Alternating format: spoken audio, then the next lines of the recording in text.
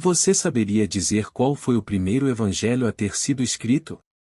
Sabemos que existem 4 evangelhos canônicos. Estes 4 são evangelhos verdadeiros inspirados por Deus, mas dentre estes surge a dúvida: qual foi o primeiro a ter sido escrito?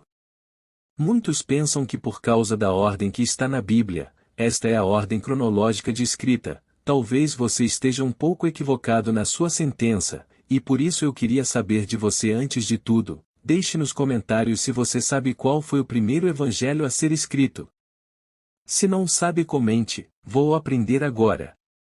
Queridos, esta é a série de vídeos que estamos fazendo sobre o Evangelho de Mateus. Este é o segundo vídeo. O primeiro vimos quais são os evangelhos sinóticos. Se não viu ainda, é importante que veja, o link está na descrição. E agora, sem mais delongas, vamos saber qual foi o primeiro evangelho a ter sido escrito. O primeiro evangelho. Quando nos pomos a examinar mais de perto este assunto, começamos a nos dar conta de que abundam as razões para acreditar que Marcos deve ter sido o primeiro evangelho a ser escrito, e que os outros 2 sinóticos, Mateus e Lucas, usam Marcos como base. Marcos pode ser dividido em 105 seções. Destas, 93 aparecem em Mateus e 81 em Lucas. Há somente 4 seções de Marcos que não aparecem em Mateus ou Lucas. Marcos tem 661 versículos, Mateus tem 1068 e Lucas 1149. Mateus reproduz em seu texto nada menos que 806 dos versículos de Marcos, ou Lucas reproduz 320. Lucas reproduz 31 versículos dos 55 de Marcos que Mateus não usa, ou deste modo somente há 24 versículos de Marcos que não aparecem em Mateus ou Lucas.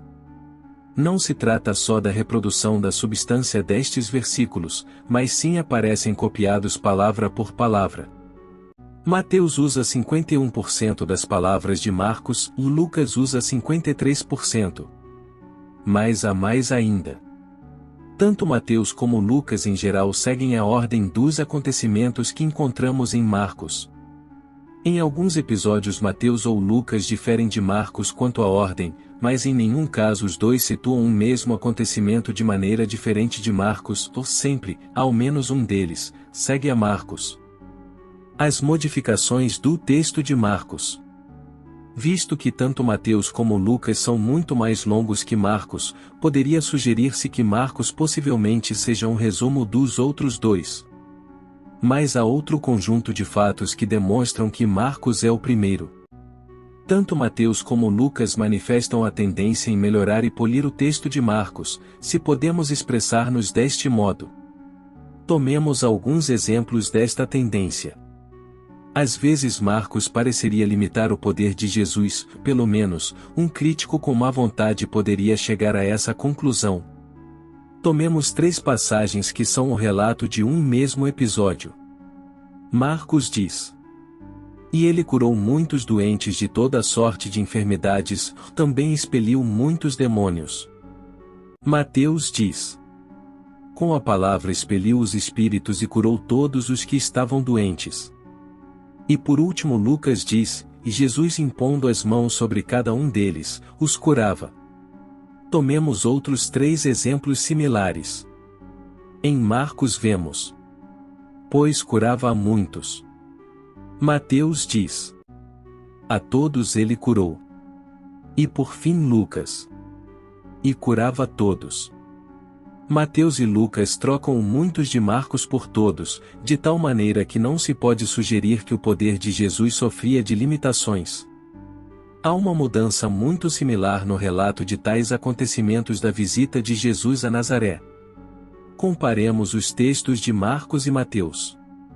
Marcos diz: Não pôde fazer ali nenhum milagre. Admirou-se da incredulidade deles.